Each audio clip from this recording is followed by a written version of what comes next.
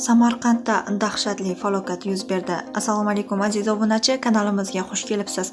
Agarda siz kanalimizda birinchi bor bo'lib turgan bo'lsangiz, kanalimizga obuna bo'lishni hamda do'st yaqinlaringizga ulashib, ularni ham ogohlantirib qo'yishni unutmang. Samarqandda mast haydovchi yuqori tezlikda harakatlanib, to'xtab turgan avtomobilni uchirib ketdi. Samarqand viloyati Jomboy tumanida ikkita Gentra avtomobili ishtirokida yo'l transport hodisasi yuz berdi. Bu haqda viloyat yo'l harakati xavfsizligi boshqarmasi ma'lum qildi.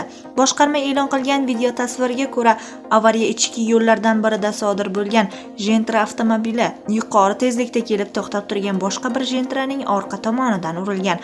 Oqibatda to'xtagan holdagi avtomashina va undan tushib turgan haydovchini uchirib ketgan. Videoda voqea payti 2 nafar bola ko'chada o'ynayotgani ko'rinadi. Ulardan biri qo'shaloq holda ustiga bostirib kelayotgan mashinalarga chap bergan. Yo'l transport hodisasi oqibatida 2 avtomobil haydovchilari shifoxonaga yotqizilgan.